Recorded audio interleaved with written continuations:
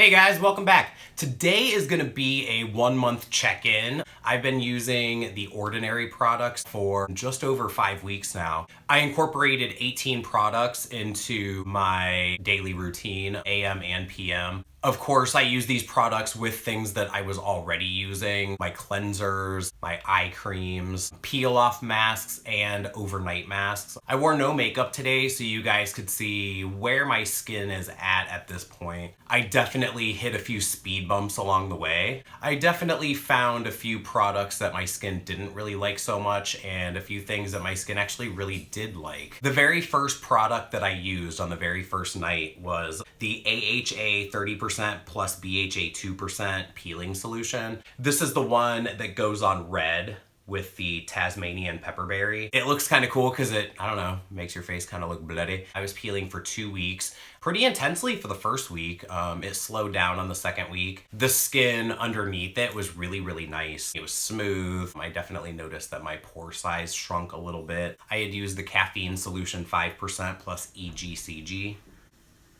I woke up and I had a hive or like a pimple or something on my eye. Like it was right in the crease of my eye right here. More itchy, I guess, than anything else. It wasn't something that was horribly noticeable because it was in the crease of my eye. I noticed it when I was putting on eye makeup because the skin was a little dry and a little flaky for a few weeks. And again, it did really itch for probably about a week. I started using that only in the morning time after a few days of use. I didn't want to make it angry by using it nighttime and daytime. It did make my under eye very dry, but once my eyes got used to it, it stopped doing that. And it definitely does make the area feel tighter. Makeup goes on top of it just fine. I used eye creams on top of it and that seemed to be fine. But you could tell that it definitely left almost like a skin there that kind of made it tight. I noticed the same thing happening with the Argireline solution 10%. And this one is for lack of a better term, topical Botox.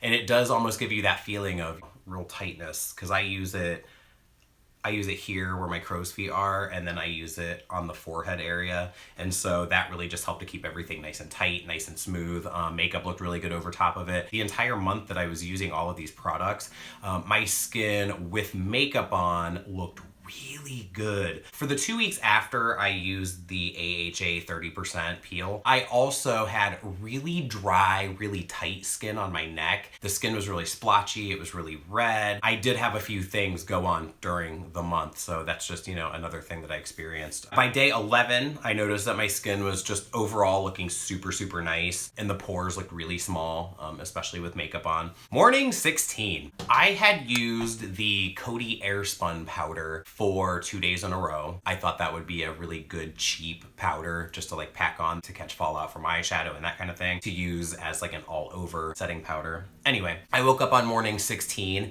and my forehead was super broken out. The area around my eyes, I don't know, I was kind of broken out all over the place. That definitely continued to be a problem throughout the month. Me and my extractor became very close. To be perfectly honest, my diet really went to shit. July basically ended up kind of being a food fest. At the end of the month, I had gained 5 pounds, so I'm sure that my poor diet didn't help anything along. Trying to incorporate 18 new products into my skincare routine probably didn't help things out. I probably needed to start small and then add products in over time as I went. But I actually started it the complete opposite way. I kind of tried everything, and then once I felt like I kind of knew what was working and what didn't, then I started scaling it back. I've been using the Image Skincare Restructive Facial Cleanser, and this is an AHA BHA cleanser. Maybe this was a trigger, and maybe I'm wrong, maybe I'm right, maybe one of you knows. I'm new to this whole thing. I'm new to AHA, BHA, I'm new to acids. Peels to an extent, like this kind of peeling. Since you're not supposed to layer the acid products together, does that mean that you shouldn't be layering those products or even one of those products after using a cleanser that also has an AHA? Should I just stick to using that as a morning time cleanser and then use something extra gentle and extra mild at night? Am I right in thinking that I should only be using this in the morning when I'm not using any kind of retinol or acids or that kind of thing and stick to something like a Cetaphil at night. I think that maybe that could work for me. The niacinamide 10% plus zinc 1%. This one really seemed to help as far as keeping all of the acne at bay. It seemed like when I was using this one, everything was a little smoother and a little more clear. I was also using the salicylic acid 2% solution. And this one, I feel like it made the problem worse. My roommate has this stuff from Jack Black called Bump Fix. And this one is more like, it's more marketed towards men for, razor burn, ingrown hairs, that kind of thing. When you use this stuff on a pimple, it dries it up within a day. So the one from The Ordinary, I wouldn't recommend. I mean, it didn't work for me. This one does work for me. 2 weeks later, I finally got everything back on track and I finally got everything kind of cleared up from what it was. And I went to Cedar Point last Sunday. I use a lot of sunscreen, and I feel like especially now using like these acids and using these peels and using a completely new like skincare regimen, like I'm not trying to push it. I slather on sunscreen before I go to work. I slather it on definitely before I go to Cedar Point. This is the Supergoop Sun Defying Sunscreen Oil, which on my body skin, never breaks me out. It's super nice. I mean, it mostly sinks in. It doesn't feel gross on your skin like your typical sunscreen does. And even on my face, it didn't feel gross because I use oils on my face anyway. So it didn't feel any different than that. Then I did wake up 2 days later and it was like braille. I was lancing zits like nonstop. I should have just kept my extractor in my pocket. It was that crazy. It's definitely settled down. I mean, this is where we're at now. I did use the peeling solution again last night. Actually, in the past 5 weeks, I have used this now 4 times. So the first time I left it on for 5 minutes and I peeled for a week and a half, close to 2 weeks. But the other 3 times that I used it for the full 10 minutes. I didn't experience any peeling at all. The retinol 1%, I used it a few times and my skin felt really nice in the morning. It looked nice, it was smooth. But like 2 or 3 nights before the Supergoop incident, I had used the retinol 1% and I kind of overdid it. I kind of squirted out too much and I didn't want to waste it. So I just like kind of really went heavy with this stuff on my face and on my neck because I figured, might as well take it down there. And my skin got so dried out and it got so tight and it peeled so bad that the day that I went to Cedar Point, I had, I was putting all of the Supergoop on, but my skin was already kind of irritated, I think from this. But when you go really easy on this, like I use this a handful of times and it seemed like whenever I used it, aside from that one time, it really did make my skin look really nice and smooth and soft and it kind of cleared everything up. And I don't know, I like this one, but I did put this one away. This is going to go into the try later products because I have a few things that I really don't kind of know where to incorporate them. I'm currently using the Advanced Retinoid 2%, which is supposed to be more gentle than the Retinol 1%. So I'm starting here and then I'm going to kind of go a little bit, more intense later on after I've been using this for a month or so. As far as my most used products this month, definitely all the serums that I got. So I got the niacinamide 10% plus zinc 1%, which I already talked about. I got the Buffet, which seems to be pretty popular from that line. And then I also got 2 more serums that I put in the come back to it later category, which is the hyaluronic acid 2% plus B5 and the Matrixyl 10% plus hyaluronic acid.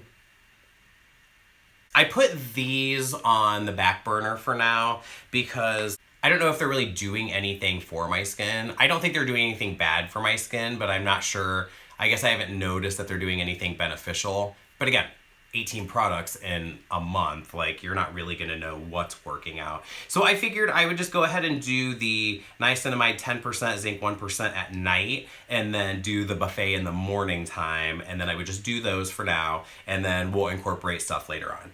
The argireline solution, the caffeine solution for my eyes, and the salicylic acid, those definitely all went into the most used category because those were every day. The natural moisturizing factors plus hyaluronic acid, this one I really like. This is a very basic moisturizer, but It almost has like a foundation primer kind of feel about it. Not silicone-y at all, but it definitely, it dries down almost a little matte, and it has a little bit of stick to it. Because for me, I'm one of those people that I like the idea of a foundation primer, like a separate primer. But for my skin personally, being as oily as I am, I feel like a traditional foundation primer just adds another layer to my skin that kind of messes things up for me later on. So if I can do 2-in-1, I'd rather do a 2-in-1. So that's where this is. And I actually wish this was a bigger tube. I'm definitely gonna buy another one of these. I got the 100% organic cold pressed Moroccan argan oil. We all know what that is. We all know what that does. The 100% plant-derived squalane, which I've been using that one in the morning time. And then the 100% organic cold-pressed rosehip seed oil I've been using at night if I feel like I need extra moisture after I do a peel, or if I'm using like the retinol, my skin just feels extra tight and extra dry. I've been using like the oil and kind of like really pressing it, like definitely into my neck when my neck was really dry. And then just anywhere else that I feel like I need it. My favorites right now, and the products that I know at this point I definitely will be repurchasing, are the AHA 30%, BHA 2% peeling solution. This one I really like. I love it. This one I feel like has good reviews, and it really seems to be working out great for me. Once I get back on the diet train and, you know, try to lose a little bit more of this weight, again, I gained 5 pounds in a month. When your diet is shitty, your skin is shitty. So if I just feel like I need to, you know, drink more water, eat better, maybe a little bit of exercise, and then, you know, I think all of these things are gonna work even better for me. The moisturizer, the one that I just talked about, definitely gonna repurchase that one. The retinol 1%, again, I did put this one on the back burner for now, and I'm gonna incorporate that back into my regimen later on after I've used the advanced retinoid 2% a little bit more. And again, that one went on my list of current favorites, so I like that one a lot too. The verdict is out on a few of these other products. The 2 serums that I talked about earlier, we're gonna bring those back in later. The lactic acid 5% plus HA 2%, and the lactic acid 10% plus HA 2%. Again, these are things that I bought just because I was being greedy and I kind of wanted to try a little bit of everything. I'm not sure. I feel like there's already so much going on. I already have retinols, I already have a peel, I already have this other thing, you know, I already have all this stuff going on. So I'm not exactly sure where this would fit in. You know, I don't want to overdo it. So again, maybe we'll try that and slowly incorporate that stuff later on. The verdict is out on those. The Alpha Lipoic 5%. This is a concentrated serum to brighten and target signs of age. I'm not really sure where this fits in, so we're just gonna put that on the back burner for a little bit too, along with the Azelaic acid suspension 10%. It's a multifunctional brightening formula. Again, we'll figure out a place for this guy later on. For right now, I'm gonna keep things pretty basic, and we will come back to that later. It's only been 5 weeks, and it seems like my skin is a little bit more calmed down now, and especially now that I have what I think is gonna be a pretty basic AM, PM regimen, and, you know, kind of work other things in slowly from there. We'll see how it goes. Again, I haven't had to pop a zit in a few days, so that's a plus. So I'm gonna give it another like month or two. I'm gonna work on my diet. I'm going to take it slow with these products, and then I will come back maybe the first week of October, and, you know, just kind of see where we're at with everything. I'll give little updates along the way in some of my other videos. For right now, I would say that it's going well. Again, I've had a few hiccups along the way, and I'm not sure exactly what was causing it. Whether, you know, my skin just didn't agree with certain products, or if my diet just sucks, or, you know, again, if this ended up being a trigger for, you know, some of the stuff that was going on. And if you have any feedback, if anybody has any input, if anybody is using these products and has any experiences to share, leave it all in the comment section down below. I mean, that's really gonna be it for now. I just wanted to do a quick check-in. I'm sorry this was kind of boring. I mean, it was just like a quick update on skincare. That's not too exciting. But for anybody that cares about that kind of stuff, and I just really wanted to share my experiences with it. If you like this video, give it a thumbs up. Don't forget to hit that subscribe button down below. Tell all your friends about it, and I'll see you on the next one.